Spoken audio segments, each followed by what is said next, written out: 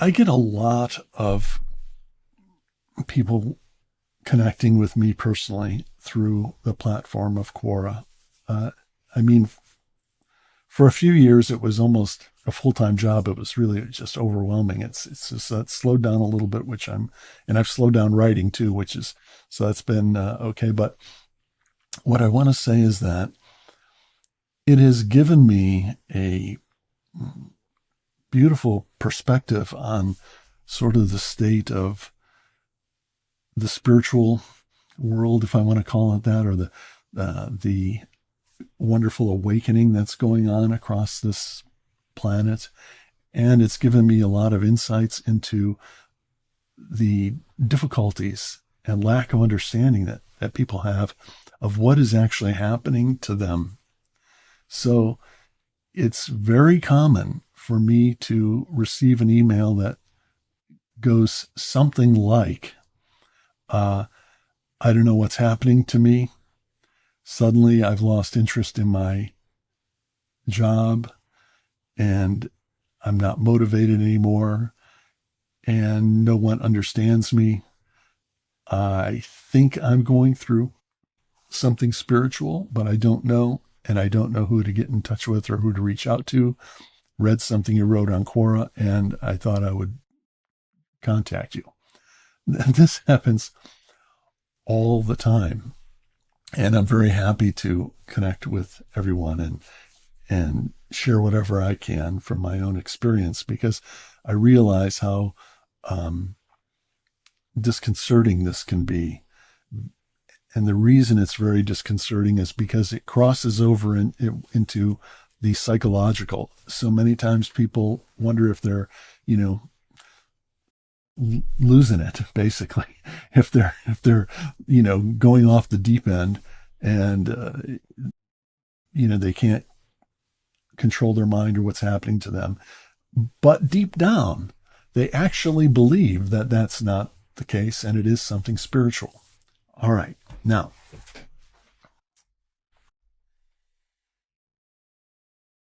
so in Heartfulness, we have an amazing system that helps address all of the things that I mentioned. And basically it works in two ways. One is that there's a method by which we can clean away past experiences, the impacts of past experiences. We call them impressions, deep-rooted impressions. We call some skaras. And these past experiences may be a trauma of some sort. They may be feelings that have caused us to feel isolated. They may have caused us to feel very angry in different situations. We don't even understand why. There's a whole spectrum of emotions that arise for all of us, I think, at some point or another, that are coming up because of something from our past experience. And as I've said here many, many times before, that the person we are all here right now in this very moment is entirely a product of our past. So in taking up a spiritual practice, it's not just a matter of meditating and, hoping for some sort of awakening or an enlightenment moment. What we need to have is a way to neutralize all of those past impressions, which are always there influencing us. And they come to the surface when in life we encounter a certain set of circumstances which were similar to what caused the original hurt or pain. And then it comes back up again. Okay. So in Heartfulness, we have this cleaning process. And the cleaning process is done in a couple levels. One is when you meditate with a trainer, one-on-one, when you meditate in a group, when you sit for any of Daji's sittings, for example. This cleaning process takes place. And this cleaning process isn't really that mysterious. It's just that these energy blocks that are within us, that are influencing us and caused by the past impressions, are gently getting cleaned away. And for the most part, we don't even know that they're getting cleaned away, but they are. The second part of this cleaning process is one that we ourselves actually do. And that's part of this practice. In the evening, after our day's work is over, we sit down for 10 or 15 minutes and we have an active thought. It's not passive. It's not meditative. We make an active intention that all of the impressions from today, whatever they are, all the stuff from today is now leaving me. That's it. That's the intention. And just when we do that, sit down and say that to yourself, or think that or feel that to yourself with confidence. All of the day's impressions are now leaving me. Okay, now how are they leaving me? They're leaving out our back from the top of our head to our tailbone in the form of smoke or vapor. This is what Babaji says. Some people envision smoke a little easier. Some people envision vapor. I like the vapor idea because just vapor seems like something that's just evaporating quickly off the surface. So that is the actual practice. We stay with that thought of smoke or vapor leaving out the back. So we've already made the intention, and now we're into the process, and we're being determined in this without any doubt. And it's an amazing thing that when you master this, which you can do in a couple of weeks if you do it every day with confidence, you will be absolutely astounded that after you finish your cleaning, you'll feel like you totally fresh, as though you're starting the day fresh all over again. So this cleaning process is unique to heartfulness, and it's extremely beneficial. This cleaning helps us at bedtime, because usually at bedtime we start to think about all the stuff that happened in the day. We're carrying all this stuff still with us mentally.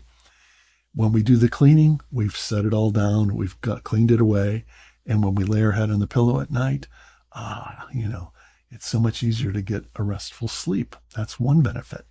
Second benefit is that in the morning, we wake up feeling refreshed, and we start the day with what we know as the Heartfulness morning meditation. And that is, before we start our day, you get up, you brush your teeth and all that stuff. But before we get into the day's work, sit for 15 minutes if you can. Sit for 1 minute if you can. But work up to 20 minutes, work up to 30 minutes if you eventually. And have the thought that there's a divine presence, divine light. If you don't want to think about things in terms of the divine, that's okay. You can just think that the source of your life, source of light, is there within your heart. And we just rest on that and welcome that. And that's all there is to it. If any thoughts arise, we just gently return to the heart with the idea that the source of our light and life is there, and we're resting on that. We're allowing it to help us. Okay. This is the basic practice that I hope everyone has embraced this to some degree or another. But I will say that for me, the cleaning was always the hardest part, and it took me about 15 years before I actually was doing the cleaning regularly. I have to admit that. But for some people, they love the cleaning process. For some people, they love the meditation. But when you do both of these things together, then everything gets accelerated very rapidly, and you genuinely see what type of progress is available to us that helps us overcome those past impressions. And eventually that starts to settle down, and you start to understand and realize that a feeling of contentment or a lightness or happiness is our true nature. It's actually our true nature. And we have so gotten out of touch with that, sadly. But, the objective is now to get back in touch with that and to allow that to, for us to be who we really are without all of this baggage that we carry around. Okay, so that's one thing. All right, now, I will mention also that the way that the mind works is that it magnifies that which we put our attention on. So whatever thought catches that's going through our mind, and then one thought, whatever it is, grabs our attention. And as soon as we focus on that one thought, it's magnified. And now that thought is taking up all of our mental space. And it could be a great thought. It could be an inspiring thought. It could be an aspiration we have. Okay? But it also could be what someone said to me yesterday that hurt my feelings, or I lost my job, or any number of things that someone did to me. Those can also pop up.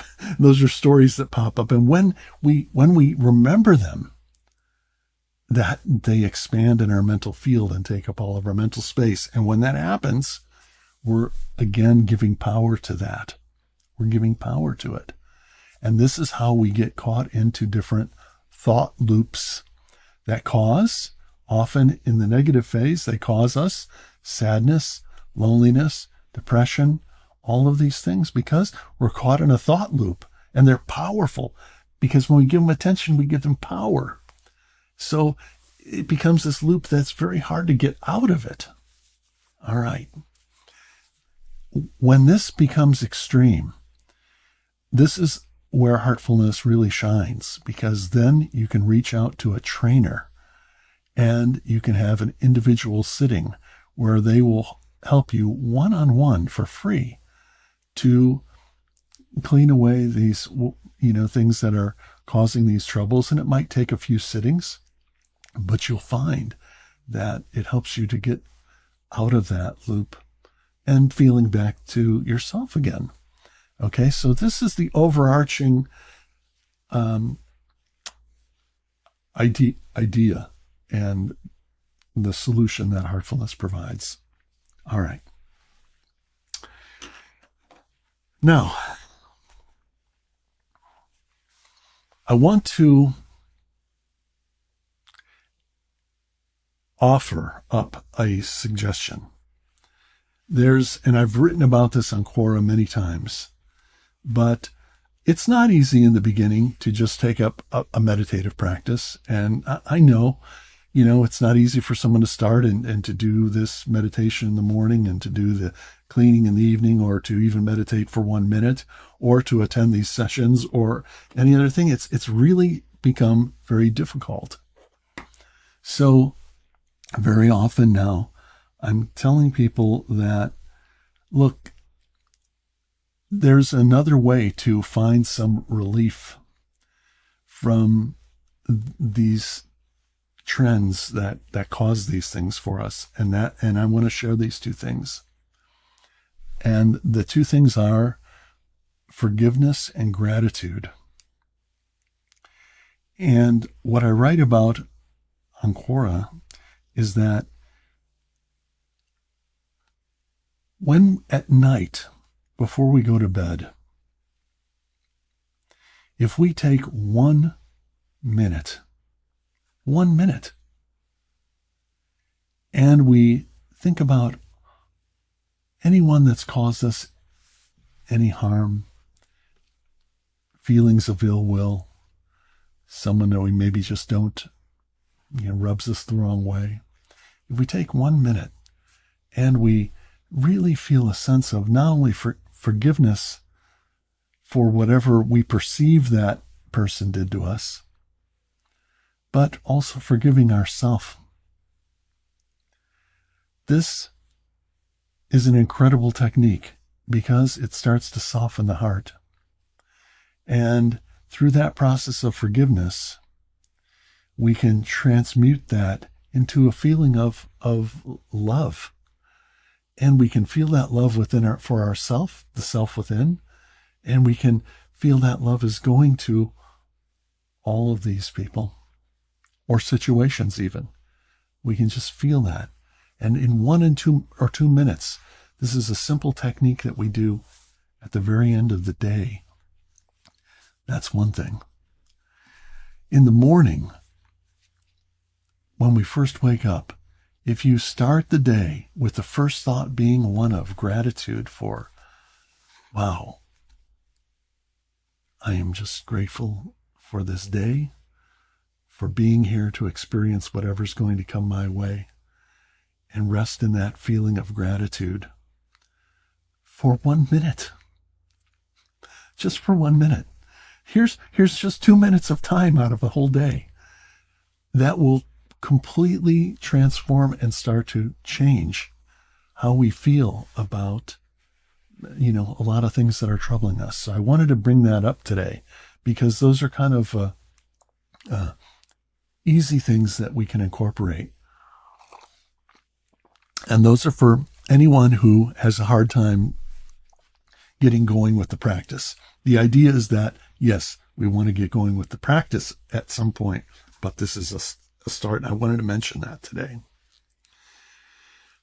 Okay, now, I would like to talk about heart, head, and hands. Heart, head, and hands. Most of us, well, I don't know if most of us, but some of us have probably heard this expression. And I don't know where it originated from, but it's been around for a long time. I've changed the order of it to be heart first, heart, head, and hands. When we utilize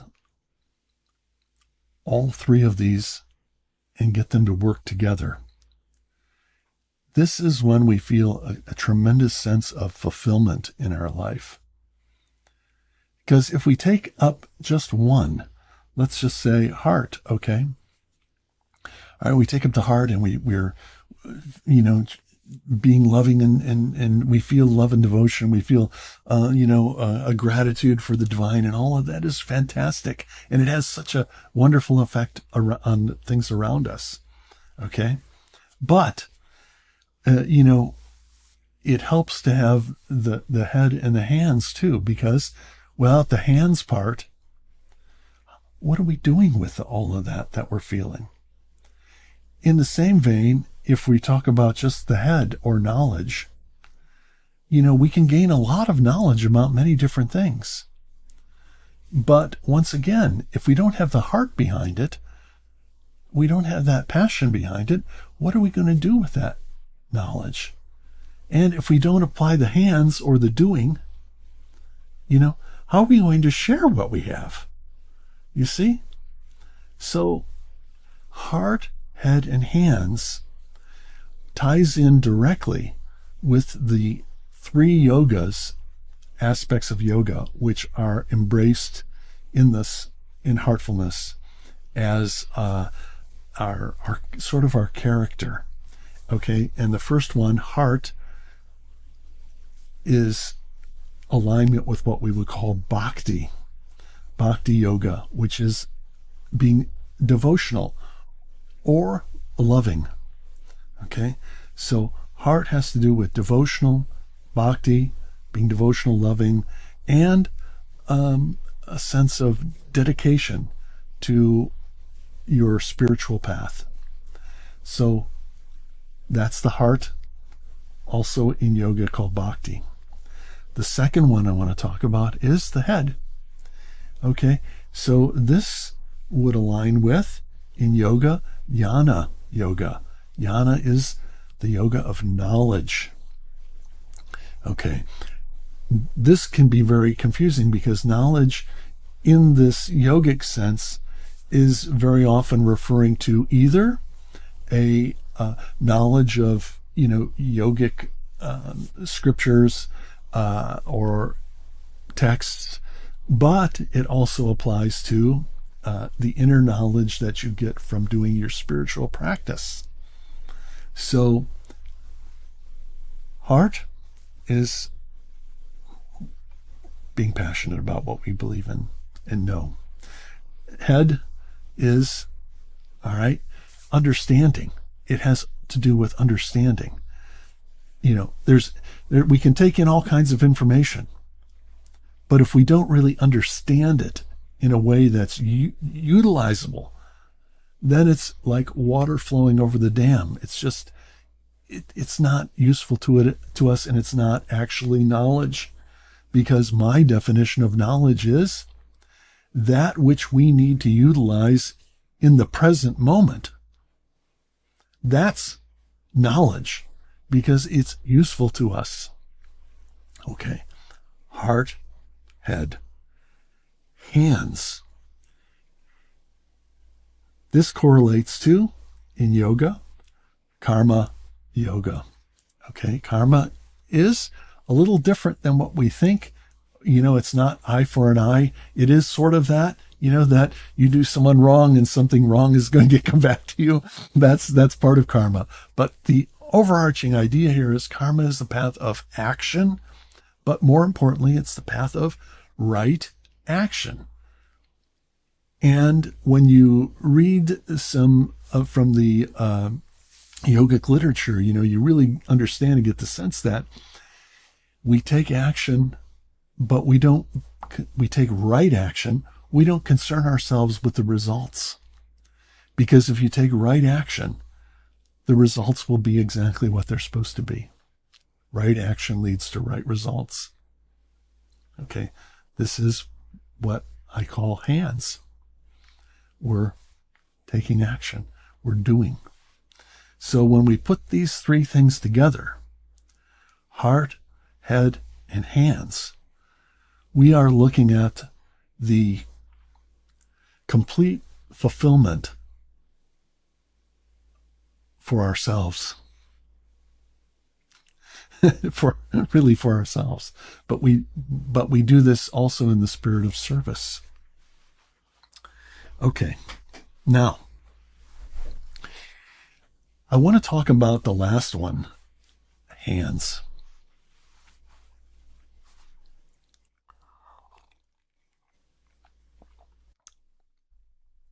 Sometimes at the end of the meditations that we do together, you'll hear me bring us into a place where we're taking that beautiful meditative state that we're all feeling and experiencing. And I'll suggest that now let's include our friends, our loved ones. Now let's extend that feeling and feel like everybody in the world is also feeling this feeling of peace, deep peace. Okay. This falls under the category of hands, of karma yoga, of taking action. So action doesn't always mean doing a physical action. Okay. Action can do with one's intention. So I would like to show you, and I've showed you these, but it's been a long time. I want to show you 3 suggestions or intentions that Daji has outlined that everybody can utilize. So these are to be utilized. And I'll tell you, we don't really understand how powerful our intention is. But we start to get glimpses of it when we start to utilize it. So here, I want to show you these. And these are suggestions that we can all learn and we can all implement wherever we are at any time. And it makes us actionable.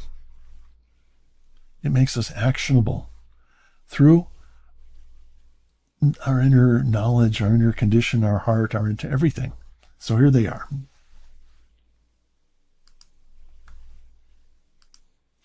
And I want to thank Jyoti. Jyoti, inadvertently, you mentioned this a couple of weeks ago, and it went straight into my heart. And I thought, yeah, Jyoti's right. We got to come back to these and implement these suggestions.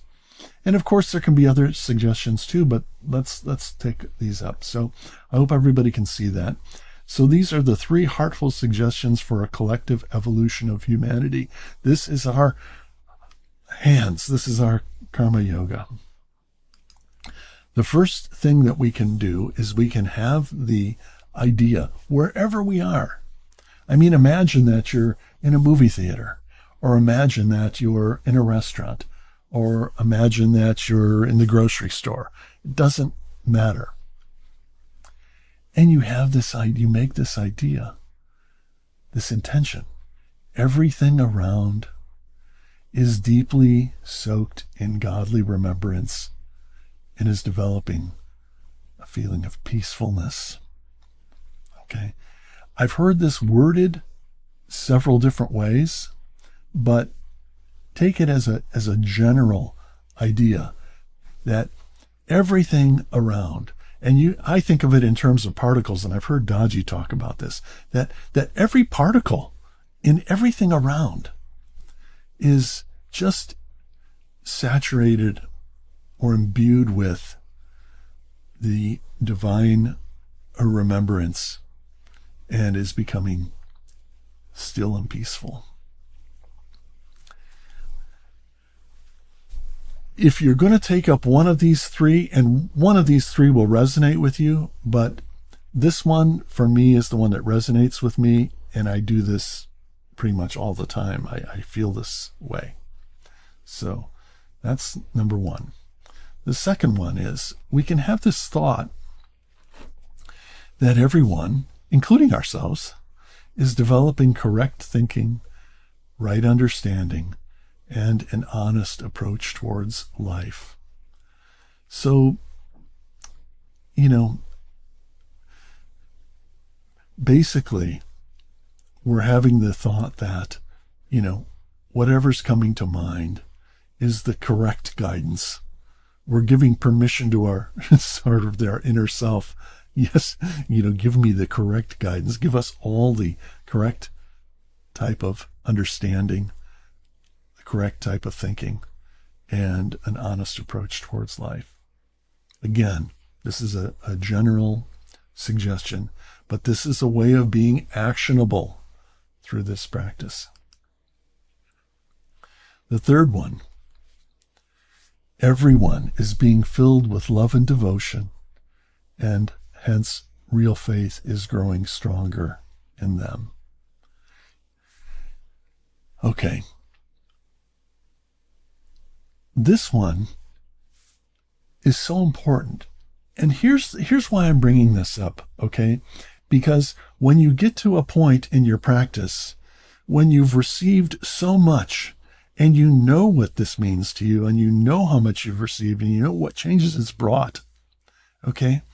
It often comes up that you want to give back in some way. And this is one way of giving back, is that let's have the thought that everyone is being filled up with a love and a sense of devotion to their higher purpose. And a real confidence, a real faith is growing stronger in them. Because most people have yet to get to this point. Okay. They're maybe don't have a spiritual practice of any kind. Okay. So when we have this idea, we're not putting a suggestion in their mind. What we're doing is we're just creating this feeling in ourselves and feeling that everyone is having the benefit. That's the idea here of what we're doing. So I wanted to share these today because, and I posted these are on my website so it's brianjonesconnect.com, and they're under the practices. I posted all 3 of these at the bottom of that page, so you can refer to those. But I want to extend an invitation to you all to revisit those and to know that, this is a way of giving back, a way of being actionable, and a way of bringing positive vibes to the environment around us and to everyone around us. Okay. And I also brought this up because, look, you don't have to be a trainer to do amazing things. Yeah, and we're all connected to that source. And so now we have to direct our thought so that, we ourselves are these nature's tools for good. That's the way I look at it. All right, now I want to get to the meditation, but let me just mention this one thing, is that I said that yesterday I gave a talk to Marion's company. Okay, over the past couple of months, you've heard me say this. I've given talks to Boeing, to Microsoft, to Marsh Insurance, Oracle, Volvo, and most all of these talks were just set up by Abhyasis who work at these companies. And they call me and said, "Hey, Brian, gee, I would really like to bring this to the workplace. And, would you be available to give a talk if I set something up?" And they set it up through the HR department. And so I want to let you know that, if you're working for a company, very often these companies have lunch and learns, or they, their insurance company is like thrilled when they want to do something about health and wellness. They're really welcome programs on meditation. So keep that in mind. Or if you know somebody, let them know. I am happy to do these things. They're usually 45 minutes long at around noon. And so remember, I'm available for you, for whoever, to give these kind of talks. I'm happy to do it. So that's another thing to keep in mind. All right. So heart, head, and hands is going to be my motto for this year. You're going to hear me say it a lot, because I think that we've talked about jnana, we've talked about the knowledge a lot. We've certainly practiced with the heart, a lot, but the karma part, the actionable part, we haven't really focused on. And I think that we can. And again, as I said, it doesn't mean going out and doing anything. It has to do with our own intention. All right. So with that, everyone, we're going to meditate together now.